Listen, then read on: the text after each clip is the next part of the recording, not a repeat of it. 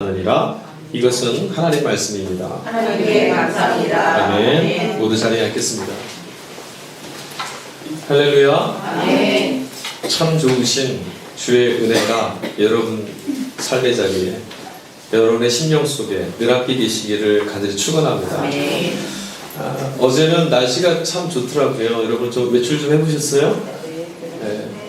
나왔더니 그 미세먼지는 약간 있었지만 날도 따스해지고 공기도 괜찮고 외출하기 딱 좋더라고요. 저는 이곳에 앉아서 이제 설교 준비하고 있었는데 여기는 겨울이었어요. 춥더라고요. 봄이 오고 있습니다. 봄의 흔적이 진짜 물씬 어제는 정말 경험되더라고요. 그러고 보니까 저 산 위에 꽁꽁 얼어붙은 것 같고 겨울이 여전한 것 같지만 그 속에서도 생명이 꿈틀대고 있다는 것이 막 보이기 시작합니다. 겨울이 아무리 거세도 아무것도 못하는 것 같고 저항하지 못하는 것 같은 그런 작은 생물들도 이 봄에 그 힘을 힘입어 겨울을 거슬러 생명의 꿈틀거림을 시작했어요. 저는 오늘 우리들에게 주어진 이 말씀도 저와 여러분들의 인생과 삶을 붙들고 있는 모든 자리로부터 꿈틀거리면서 하나님이 이끄시는 대로 힘을 얻어 다시 생명으로 역동하는 그런 은혜가 있기를 간절히 축원합니다. 오늘 우리가 같이 읽은 말씀은 예수님께서 산 위에 올라서 하셨던 말씀이죠. 산상수훈의 말씀 중에 한 부분입니다.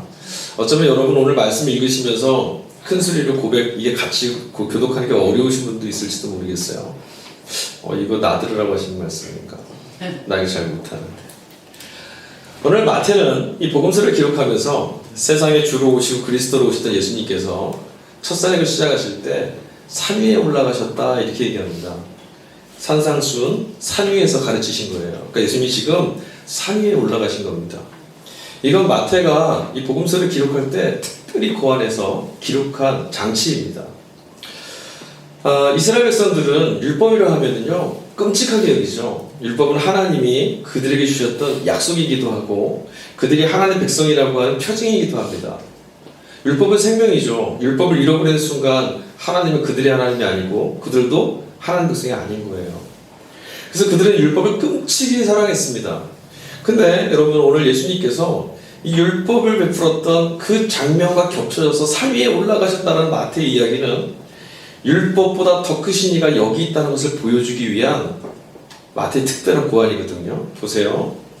그럼 모세의 때를 아시죠? 모세의 때 무슨 일이 있었습니까? 애굽에 있었던 이스라엘 백성들이 출애굽했습니다. 그때 여러분 애굽에서 출애굽을 하긴 했지만 막상 자유를 얻었음에도 불구하고 이스라엘 백성들은 무엇을 어떻게 해도 잘 몰랐습니다. 광야에 딱 발을 딛자마자 어떻게 살아야 되는지 막막했고요. 자유를 얻었음에도 불구하고 삶의 문제가 딱 직면됐을 때 좌절됐고 두려웠고 움츠려들고 아무것도 하지 못했어요. 앞을 향해서 나가지 못했습니다. 그냥 움츠려든 거예요. 꽁꽁 얼어붙었죠. 자유를 얻었는데도. 그때 하나님께서 그들을 찾아오셨습니다. 하늘 보좌를 뒤로하시고 찾아오신 곳이 바로 산 위였어요. 시내산 정상에 하나님 찾아오셨고 모세가 그 위에 올라가서 하나님을 배웠습니다. 그때 하나님께서 그들에게 말씀을 주셨어요. 율법이죠. 십계명을 주신 하나님, 그때 그들에게 주신 그 말씀이 이스라엘 백성들의 영혼이 내려오면서 무엇을 약속했냐면 이제 내가 너희의 하나님이 되어주겠다. 너희는 이 말씀을 떠나지 않고 이 말씀을 지키면 너희는 내 백성이 될 것이고 우리들의 관계는 영원할 거다. 아멘. 그 약속을 주셨어요. 거기가 어디였냐? 산 위였어요. 근데 예수님이 지금 산 위에 올라가셨습니다. 산 위에 올라가셔서 뭐 하셨냐면 이 율법에 대한 이야기들을 오늘 풀이해 주셨어요. 아마도 그 산 밑에 있었던 사람들, 예수님이 저 산에 올라가셔서 이 말씀을 막 시작하셨을 때 예수님을 보면서 그들의 머릿속에 뭔가 떠오른 장면이 있었을 거예요. 그게 바로 뭐냐면 신의 산에 올라가서 하나님을 배웠던 모세였을 겁니다. 산에 올라가서 하나님 말씀을 받았던 모세, 그리고 오늘 저 산 위에 누군가 올라가서 소리치고 있는데 율법에 관한 이야기를 하고 있는데 모세 때 하나님이 우리에게 말씀 주셨지. 그 장면이 생각나는 거예요. 기억이 새로워진 거죠. 하나님의 말씀이 여기 있구나. 삶에 처해서 땅에서 벗어나지 못했던 그들이 하나님 말씀이 지금 떨어지고 있는 그 산 위를 바라보다가 몸을 일으켜 세우고 걸음을 옮기고 한 걸음씩 산을 향해서 올라왔어요.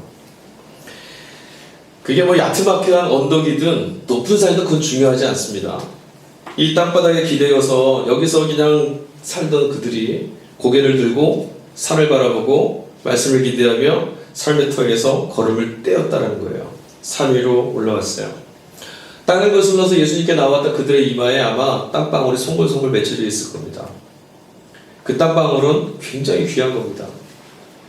잃어버린 꿈을 찾거나 잃어버린 소망을 발견하기 위해서는 반드시 자기 스스로 산을 올라야 됩니다. 내가 딛고 있는 땅에서 내가 걸음을 떼고 산을 향해서 걸음을 오르지 않고는 그 산 위에서 우리에게 주어지는 하나님의 말씀, 하나님의 은혜, 하나님의 복이 내가 너와 함께 하겠다라고 말씀하실 때 그 은혜를 경험할 수가 없습니다. 내가 걸어가야 됩니다. 산 위에 그들이 올라갔다는 것만으로도요 굉장한 의미가 있습니다. 이미 그들은 야 너희들 같은 사람들이 무슨 꿈을 꾸냐, 니들 인생은 끝난 거야, 뭐 어떻게 할 수 있겠어, 너는 그렇게 살아야 돼, 이렇게 말하는 그 땅을 딛고 일어섰다는 것이 이미 그들의 인생과 운명을 어둠으로 몰아넣는 그 저주를 끌어낸 거예요. 대단한 용기죠. 여러분, 하나님의 복, 하늘의 복은 이런 사람들일 것입니다.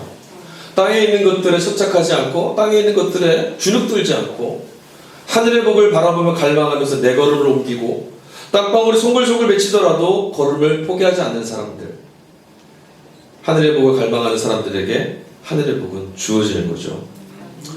마태복음 5장 6장 이 산상수훈의 말씀들은요, 그래서 산 위에 예수님 따라서 예수의 말씀을 따라서 예수를 보며 모세 때 하나님이 우리를 만나주셨지 이 기억을 더듬으며 올라온 이들에게 주신 말씀이라, 이 5장과 6장에 나와 있는 말씀들은 파편적으로 읽으면 안 되고요, 전체를 한 덩어리로 읽으셔야 돼요.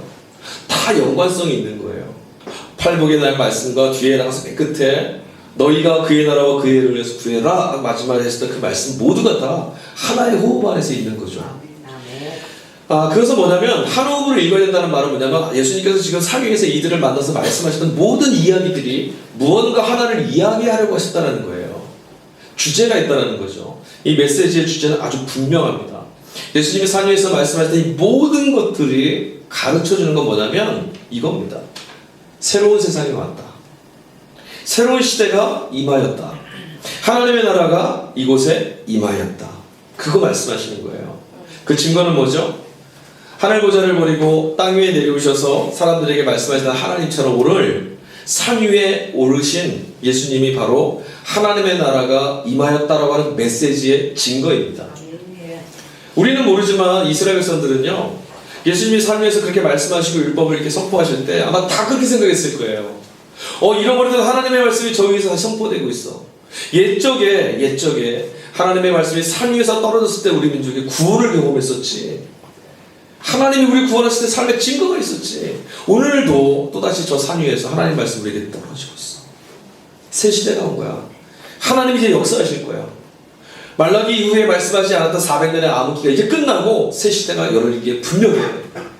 그 기억을 갖고 그 떨린 심장 갖고 산 위로 올라간 거예요. 여러분, 하나님의 나라는 아주 다른 나라죠. 아주 새로운 나라입니다. 여러분들이 생각하고 경험했던 어떤 나라와도 같지 않습니다. 하나님의 나라는 아주 새로워요. 어떤 사람들에는 굉장히 따스한 위로가 되는 나라가 하나님 나라입니다.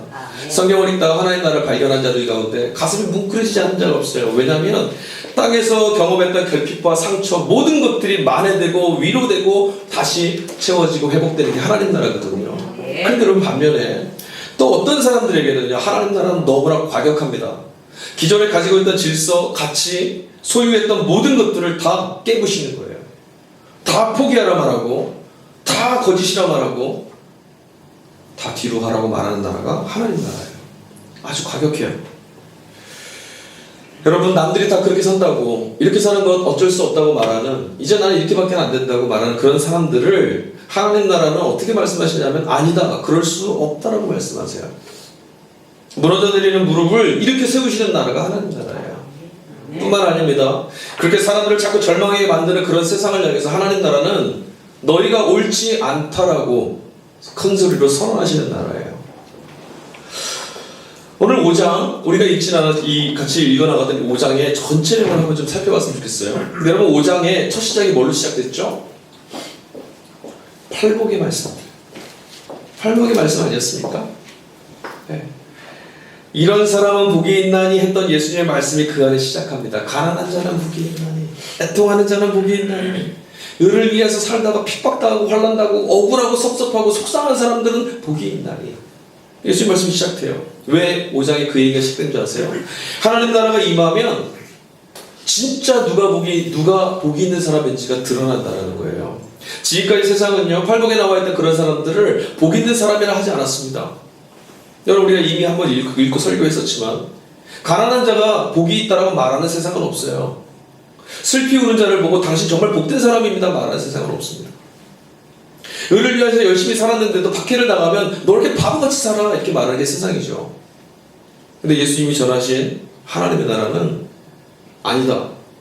하나님 나라에서는 이런 자가 복이 있다. 이거 말씀하시는 거예요. 그런 나라가 여기 왔다. 너희들이 지금까지는 저주받고 슬퍼하고 경멸당하며 고통당하고 눈물을 흘려야 되는 사람이라고 말했던 세상이 이제 끝나고 전능하신 하나님이 너희야말로 귀하다, 너희야말로 복되다라고 선포하시는 그런 나라가 여기 왔다.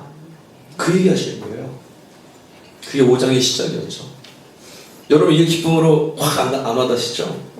일제시대에 일제 가운데 막 그런 그 독재 가운데 살게 있었던 나라에 어느 날 소식이 들려옵니다. 야, 연합군이 일본을 때려부셨대. 이제 곧 일본이 항복한대. 우리 여기 이렇게 못 있을걸요? 그렇지 않아요? 기쁨이 아마 넘쳐날 거예요. 이미 우리는 자유롭고 있으니까 이것도 뭔 얘기입니까? 여러분, 내일 예배 마치고 내일 하루를 시작하고 아무 생각 없이 은행에 들려서 통장 잔고를 딱 찍어서 통장에 갑자기 이사가 숫자가 들어가요. 이거 봐요. 벌써 기쁨이 달라졌잖아요. 이것과는 비교할 수 없는 뭔가 새로운 나라가 온 거예요. 누가 복이 있는 사람이냐?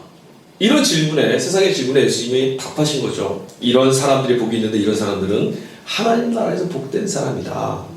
그리고 나서 예수님께서 우리 지난주에 나눴던 이런 사람들이 바로 세상의 빛과 소금으로 하나님이 세우고 보내신 사람들이다 말씀하셨어요. 그러면서 예수님 지난주에 그러셨죠. 빛과 소금인 너희들은, 그러니까 세상에서는 이런 사람이지만 하나님 나라에서는 복된 너희들은 세상에서 복되다라고 자기 자랑하는 그들보다 더 의로워야 된다. 서기관과 바리새인들의 의로움보다 너희의 의가 더 온전해야 된다고 말씀하셨어요. 그리고 나서 오늘 말씀이 주어진 거죠.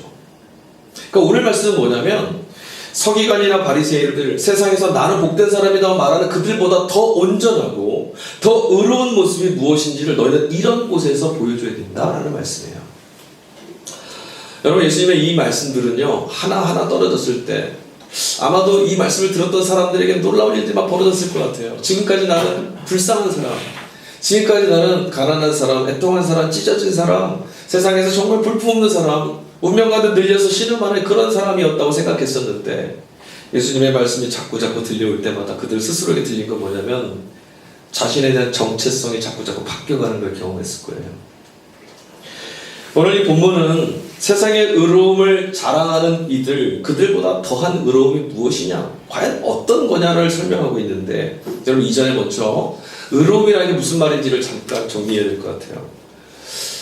설교 자주 했었는데 혹시 기억하시나 모르겠습니다. 의로움이라는 게 뭔지 설명하실 수 있으세요? 성경에 나오는 의로움이라는 말은요, 아주 쉽게 표현하면 이거예요. 인정받는다. 인정받는다. 이렇게 해석하시면 돼요. 성경에서 여러분이 의롭다, 의 이런 걸 발견하면 인정받는 거구나 생각하시면 됩니다. 그러니까 여러분 보세요. 세상에서 의로운 사람이라는 말은 세상이 인정하는 사람이라는 거예요. 그럼 하나님 앞에서 하나님이 의롭다라고 하시는 말씀은 뭘까요? 하나님이 인정하시는 사람. 그게 의로움입니다. 그러니까 지금 예수님께서 너희는 서기관이나 바리새인들의 의로움보다 더 의로워야 한다, 온전해야 한다는 말씀은 세상에서 사람들에게 인정받는 그들 말고 너희는 하나님께 인정받는 자가 되어라, 이 말씀인 거죠. 오늘 본문의 형식이요 되게 재밌어요. 아까 제가 모세 이야기를 잠깐 말씀드렸잖아요. 이스라엘 백성들이 산 위에서 말씀하신 예수님 보면서 율법을 받았다고 십계명을 받았던 모세와 시내산에서의 하나님, 이거 장면 생각했을 거라고. 근데 내용도 보니까요 딱 그렇게 생각할 수밖에 없어요. 본문의 말씀 보면 뭐뭐 해라, 하지 마라, 이런 말씀이 들어있어요. 십계명하고 똑같죠. 너희는 뭐뭐 하지 말아라, 하지 말아라, 하지 말아라. 너희는 어떻게 해라, 어떻게 해라, 어떻게 해라. 구성이 똑같습니다. 그러니 이 사람들이 들었을 때, 야, 이거 모세에게 말씀하셨던 십계명에서 하나님이 말씀하신 그 사건하고 너무 똑같아. 이렇게 생각하게 되는 거죠. 예수님께서 이들에게 오늘 본문의 말씀 이후로 6장까지요, 6가지에 대한 말씀을 이제 하세요. 근데 그 6가지 다 율법에 대한 것들인데 조목조목 설명을 해주십니다. 근데 여러분, 이 말씀은요, 결코 친절한 말씀이 아니에요. 예수님의 말씀은요, 옛사람들에게 말한 바 이렇게 말씀하신 다음에 뒤에 바로 뭐라 말씀하시냐면, 그러나 나는 너희에게 이렇게 말하노니 라고 뒤를 붙이세요. 이 말은 뭐냐면, 너희는 이렇게 들었고 이렇게 알고 이렇게 살았지만 그러나 나는 너희에게 이렇게 말한다. 여러분, 이 말씀은 뭡니까? 지금까지 너희가 잘못 알고 잘못 믿고 살았다는 것에 대한 탑이에요. 제대로 알지 못하면서 믿고 있다라고, 제대로 하나님을 알지도 못하면서 우리는 하나님 백성이라고 하는데 그들에게 그렇지 않다 말씀하시는 거죠. 그리고 그들에게 이 거짓되고 기만된 길에서 돌아서라 요청하시는 꾸짖음이 기도해요. 뿐만 아닙니다. 사람들에게 하나님의 말씀, 이 복이 되라고 주신 이 말씀을 무거운 짐으로 바꿔서 자꾸 짓누르는 사람들, 무거운 짐으로 만들었던 종교적인 위선이나 허위에 대한 예수님의 고발이기도 합니다. 그러니까 이 말씀은 친절한 말씀이 아니에요. 오늘 6장까지요 계속 읽어가면 나오는 것들이 뭐냐면, 살인, 그러니까 분노 같은 살인, 간음, 이혼, 맹세, 보복, 원수 갚는 것, 이 6가지에 대한 말씀을 이제 풀어주십니다. 근데 여러분, 먼저 질문해 볼 게 있어요. 왜 이 말씀을 하나님이 주셨을까? 그러니까 예수님이 이 말씀의 뜻을 풀어주시기 이전에 하나님은 왜 이스라엘 백성들에게 이런 말씀들과 계명을 주셨을까? 여러분, 왜 주셨을까요? 그전에는 사람들 안에 법이 없었을까요?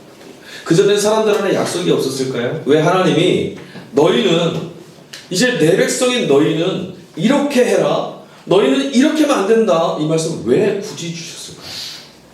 율법이 우리에게 주어진, 우리에게 이 계명이 주어진 목적이 뭐냐는 거죠. 하나님께서 이스라엘 백성들에게 당신의 백성이라 삼았던 그들에게 이 말씀 주셨던 데는 목적이 하나 있습니다.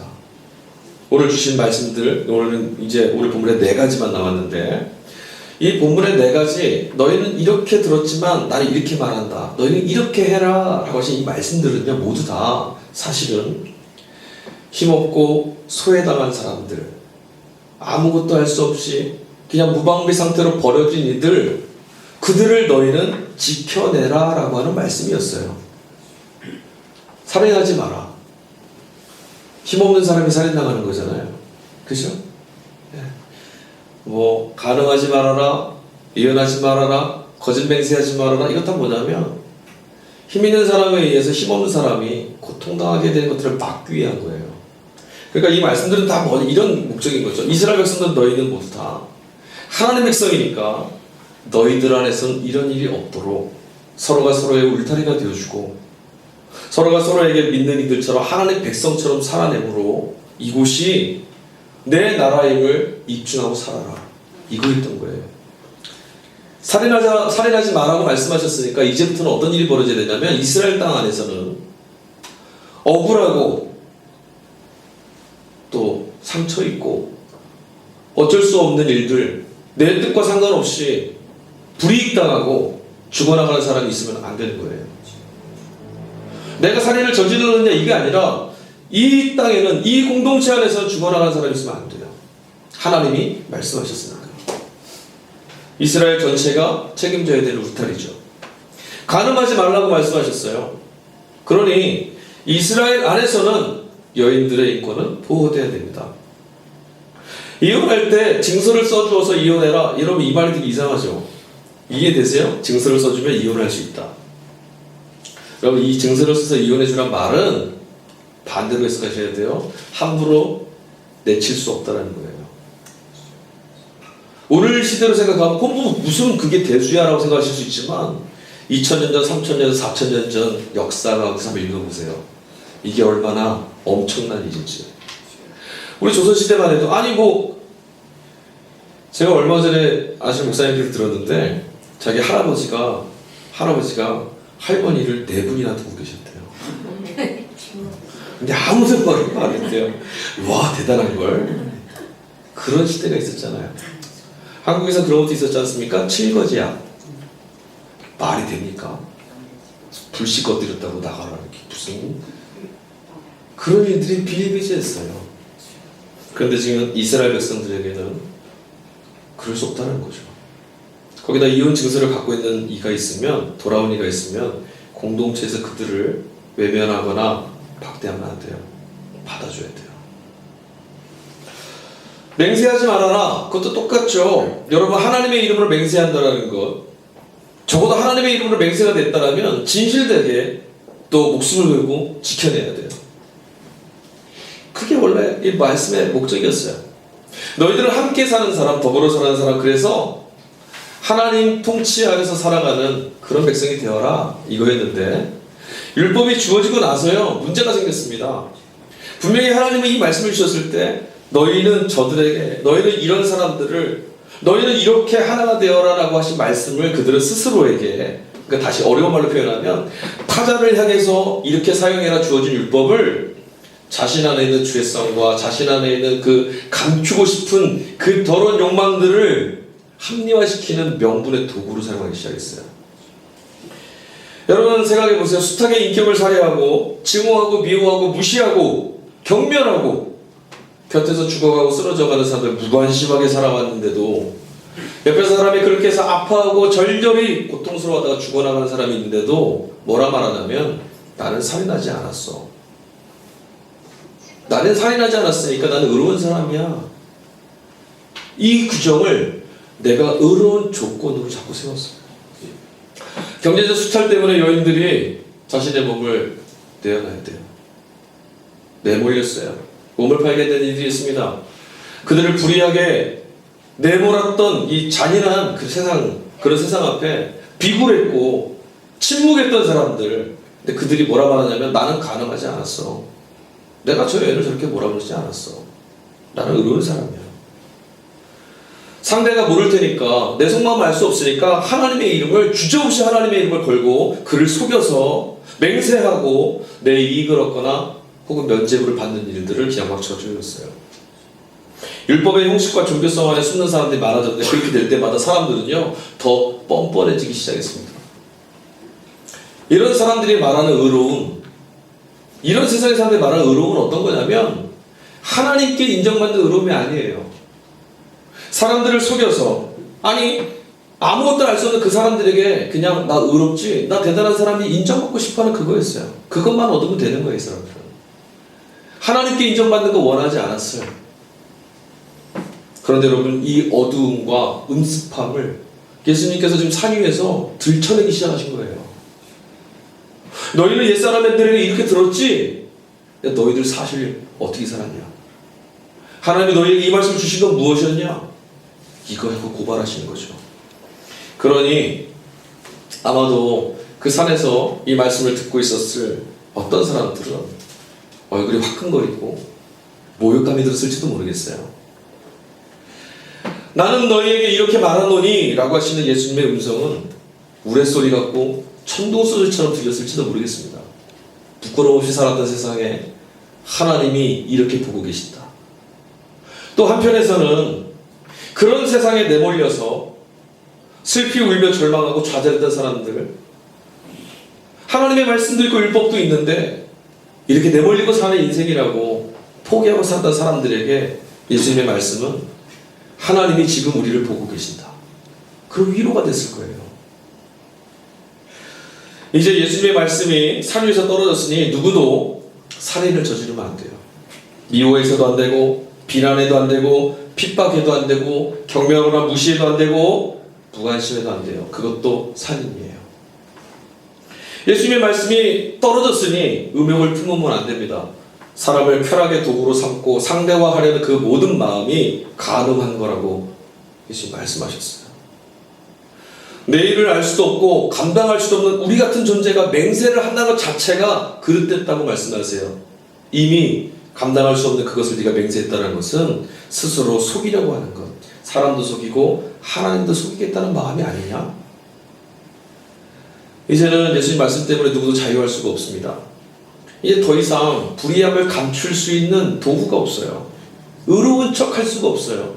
예수님만 나타나면 어떤 곳으로든 나는 깨끗한 사람, 의로운 사람 자랑을 못하게 되는 거예요. 서기관, 바리새인들 그들은 아마 그 자리를 지킬 수가 없었을 겁니다. 여러분, 여기서 우리는 한번 질문해 봐야 돼요. 그렇다면 예수님 분명히 하늘 백성들은 빛과 소금처럼 살아야 되고, 그런 사람들은 이런 사람과 달리 율법을 온전하게 이행해서 하나님께 인정받는 사람이 되어야 된다고 말씀하셨는데, 과연 우리는 이런 의로움을 이룰 수 있을까요? 예수님 말씀대로 형제를 미워하거나 증오하지 않고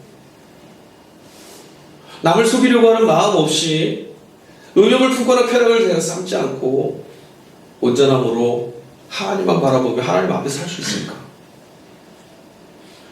하나님께 인정받을 수 있는 그런 삶을 살 수 있을까? 사람들은 뭐라 해도 하나님이 탁 가로막으시면서 아니야, 잘 살았어. 아니야, 이 사람은 의로워. 인정하실 수 있는 그런 삶을 우리가 살 수 있을까? 저는 이 질문을 하고 나서 아득해졌어요. 현기증이 나더라고요. 답할 수 있는 자신이 없으니까. 해코지하는 이들, 억울하게 하는 사람들, 답답하게 하는 사람들, 그런 사람들 볼 때마다 견딜 수 없는 분노가 막 일어나잖아요. 그 분노를 감출 수가 없는데 어떡하죠? 내 안에서 막 일어나는데. 근데 예수님 말씀대로 하면 나는 이미 사람을 죽인 자라는데. 꿈틀대는 탐욕이나 욕망, 그런 본능들, 그 본성들 내 안에 있는데 당장의 위기를 면하려고 혹은 이익을 얻으려고 하나님이라도 팔아넘기려고 하는 그것이 우리들의 본성이고 연약함인데 어떻게 해야 되나? 예수님이 이렇게 의로움을 하시는데 난 어떻게 하면 좋은가? 서기관이나 이런 바리새인들은 야단 맞고 그들이 쫓겨나갔다라고 내가 통쾌했는데 이 말씀 앞에 나도 자유롭지 않으니 어떻게 하면 좋을까? 하나님의 의로움, 하나님이 인정하심을 받을 수 있는 자는 없습니다. 아무도 없어요. 예수님의 말씀이 여러분 오늘 우리를요 하나님의 의로움을 받고, 그러니까 하나님께 인정받고 하늘의 복을 누릴 수 있는 자격이 있는 자는 아무도 없다는 고백을 하게 하세요. 우리에게 이 고백을 하게 하시는 거예요. 하나님, 나는 하늘의 복을 누릴 수 있는 자가 아닙니다. 땅에서 저주받은 삶, 하늘의 복이 있다고 자랑하고 그것 때문에 기대하고 있었는데 하늘의 복은 더한 의로움이 있어야 되네요. 나는 그 의로움을 얻을 자격이 없어요. 그래서 이런 고백하는 거죠. 하나님, 나는 무능하고 하나님, 나는 무익합니다. 하나님 기준에 탈락한 사람, 사람들에게 탈락했을 뿐만 아니라 하나님 보실 때는 가능성이 없는 사람이 나입니다.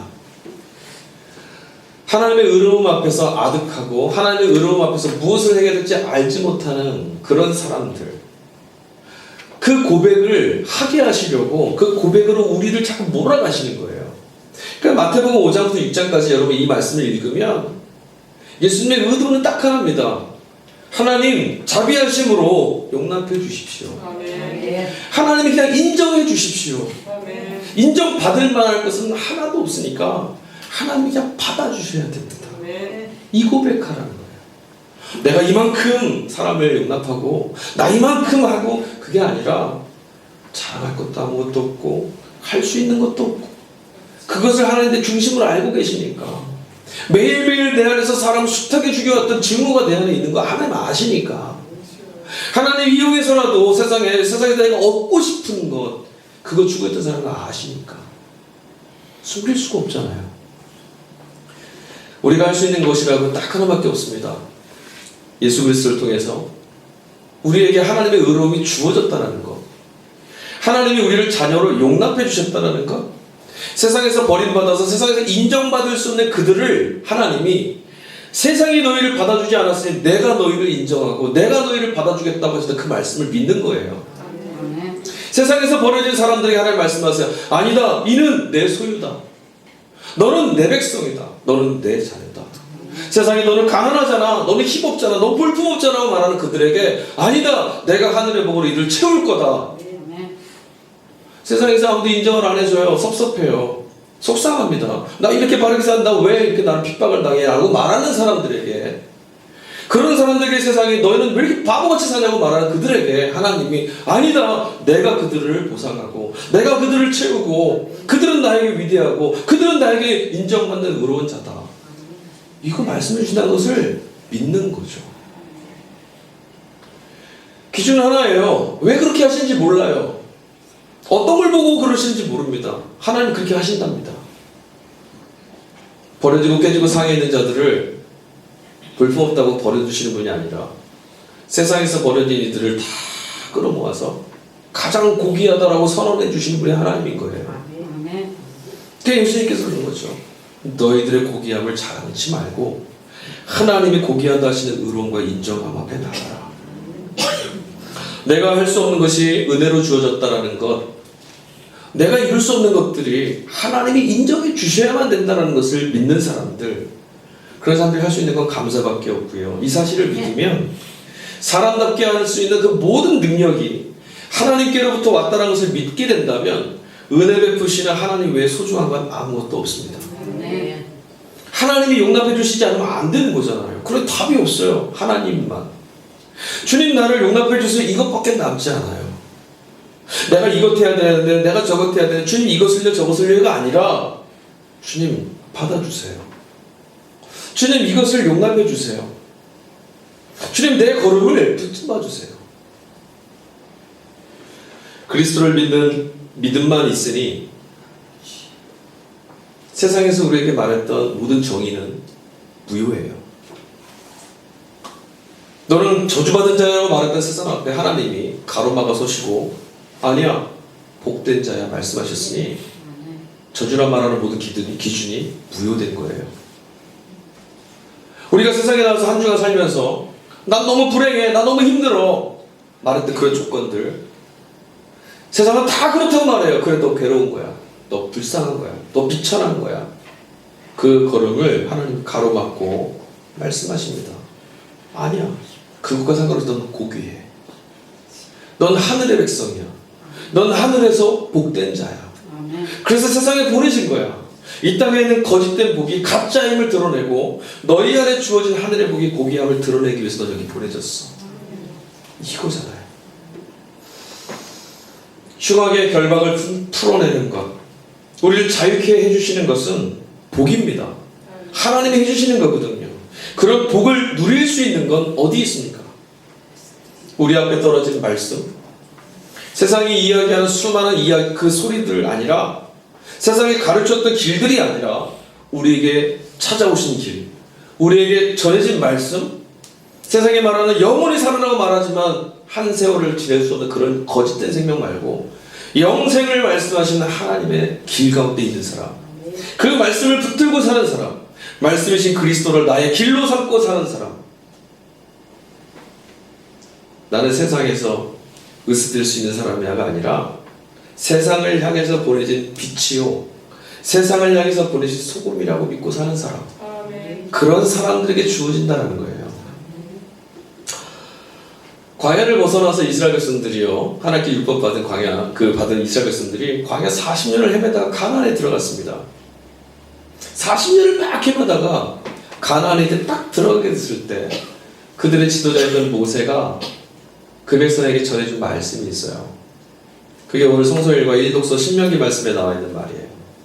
모세의 설교입니다. 신명기 30장 말씀이에요. 광야를 벗어나서 새 시대를 이제 열어가야 되는, 가나안의 새 시대를 열어가야 되는 그런 이스라엘 백성들에게 모세는 신명기 30장 20절 전반부에 이런 말씀을 전해줘요. 하나님 말씀입니다. 내 하나님 여호와를 사랑하고 그의 말씀을 청종하며 그를 의지하여라. 아멘. 새로운 시대를 살아가야 될 그 시대, 그 세대에게 무엇을 가지고 이제 살아가야 되느냐, 그거 염려하고 있는 그 시대에게, 저기 들어가서 어떻게 살아야 되느냐 염려하는 그들에게, 무엇이 앞에 펼쳐졌는지 모르니까 두렵다고 말하는 그들에게, 잘 살고 싶다고 말하는 그들에게, 복이 어디 있냐고 말하는 그들에게, 망하고 싶지 않다고 말하는 그들에게 모세는 또 하나님의 말씀을 이렇게 전해요. 신명기 3장 10절 말씀인데, 보라, 내가 오늘 생명과 복과 사망과 화를 내 앞에 두었도다. 하나님 말씀이에요. 화와 복은 이미 우리 앞에 놓여 있다는 거죠. 찾으러 가는 살아가는 것이 아니라 이미 와 있어요. 그 복이 무엇이고 그 화가 뭘까요? 복은 그 하나님의 말씀이 내게 복되다라는 것, 그걸 받들고 그 말씀대로 살아가는 거예요. 하나님의 말씀대로 살아가는 거죠. 그 말씀을 선택하고 사는 겁니다. 세상에서 말하는 정의를 따라 사는 것이 아니라 하나님은 이렇게 말씀하셨다. 그 하나님의 말씀을 진리로 삼고 살아가는 거죠. 하나님의 말씀하시지 나는 이렇게 살겠다. 화는 뭡니까? 하나님의 말씀이 뭐가 대수냐? 세상은 이렇게 살라 말하지 않느냐? 저런 사람들이 잘 살지 않느냐? 나는 하나님의 말씀을 선택하지 않겠다. 복을 버린 게 화예요. 말씀을 따르며 사는 것이 복이고 말씀을 거부하는 것이 화입니다. 하나님의 말씀이시니 말씀이신 하나님이 내 안에 왔으니 그 말씀을 받아들이는 것이 하나님을 내가 받아들이는 거 아니겠어요? 전능하신 하나님이 예수 그리스도가 말씀이시라고 하는데 그 말씀이 내게 찾아왔을 때 말씀을 내가 받아들이고 산다면 나는 예수 그리스도와 함께 사는 사람이에요. 근데 말씀대로 살지 않는단 말은 말씀이신 하나님을 거부한다는 거죠. 여러분이 하나님을 사랑한다는 고백을 합니다. 하나님을 사랑한다는 고백은 감정적인 어떤 고백을 말하는 게 아닙니다. 하나님의 인격이십니다. 하나님의 말씀으로 우리에게 다가오시거든요. 하나님 우리에게 존재하시는 방식은 말씀밖에 없어요. 그럼 하나님을 사랑한다는 말은 뭐냐면 말씀을 따라 살겠습니다. 어려운 거 아닙니다. 여러분 세상에서 우리에게 말해주는 것들, 우리를 평가하고 우리가 어떤 존재인지를 자꾸 말하는 그것들, 야 망하게 되었어, 넌 되게 불쌍하잖아, 너 실패할 거야, 넌 안 돼, 그것 봐, 저주받은 인생이잖아 라고 말하는 그런 이야기에 하나님 나에게 뭐라 말씀하시는가? 그것을 듣고 그 들은 말씀을 나의 길로 삼고 들은 길을 걸어가는 것, 이런 사람을 하나님 뭐라 말씀하시냐면 나를 사랑하는 자, 그렇게 말씀하신 거예요. 나를 사랑하는 이는 내 말을 듣고 내 말을 행하며 말씀하신 거예요. 그런 사람을 뭐라고요? 복되다라고 하는 거죠. 하나님의 도우시는 역사가 우리 안에 있기를 간절히 축복합니다. 하나님은 능력이십니다. 하나님 역사하시는 분이죠. 전능하십니다. 하나님의 능력을 보고 싶습니까? 하나님 여러분의 삶을 이끌어 가시는 것들을 경험하고 싶습니까? 그럼 능력이신 하나님이 내 삶에 함께 계심을 여러분 보셔야 되는데 어떻게 임하십니까? 말씀으로 선택하셔야 됩니다. 화와 복이 우리 앞에 있습니다. 말씀을 이미 우리에게 주어졌습니다. 이 말씀을 선택하고 목숨을 걸고 따라갈 것이냐, 뒤돌아서서 광야로 돌아갈 것이냐, 우리가 선택하는 거예요. 예수가 산 위에 올라가셔서 말씀을 전하실 때 산 위로 오르는 이들이 있어요. 오늘 우리에게도 이 말씀은 다시 도전합니다. 너희 앞에 화와 복을 두었나니 너희가 말씀을 따라 하나님을 사랑하여서 말씀을 듣고 행하고 산다라면 그 땅에서 너희는 복될 것이다. 아멘. 이 말씀을 아멘으로 삼고서 여러분 나가시면 하나님이 여러분의 삶 가운데 복이 되시고 여러분의 인생을 복되게 하셔서 거짓된 세상의 그 거짓된 복들을 다 지워내시고 여러분이 걷는 길마다 복되게 하실 뿐만 아니라 여러분의 인생에 찬양과 기쁨이 넘쳐나도록 역사해 주실 줄 믿습니다. 아멘. 세상의 이야기들 쫓다가 걷다 보면 이 길이 아니었구나 하고 돌아갑니다. 하나님 인도하시는 길에는 후회하심이 없습니다. 하나님이 이끌어가시는 그 길 끝에는 영원한 생명이 있습니다. 아멘. 사랑하는 성도 여러분, 말씀에 대한 태도가 내 인생의 복인지 아닌지를 가늠합니다. 하나님의 말씀을 대하는 여러분의 태도가 바뀌기를, 하나님의 말씀, 우리를 살리기 위해 주신 말씀임을 깨달아 아셔서 숙제로 의지되는 자격으로 삼지 마시고 서기관이나 바리새인처럼 그 말씀을 도구화시켜서 숨지 마시고 윤리 도덕의 차원으로 끌어내리지 마시고 말씀 따라 사는 것이 길이고 복이라고 여러분의 삶을 입증하시면서 살아가실 수 있기를, 또 그렇게 살아갈 때 모든 것들을 살려내시고 자라게 하시는 주님의 약속이, 주님의 은혜가, 하늘의 복이 여러분의 인생과 삶 가운데 충만하게 채워질 줄로 믿습니다. 아멘. 기도하겠습니다.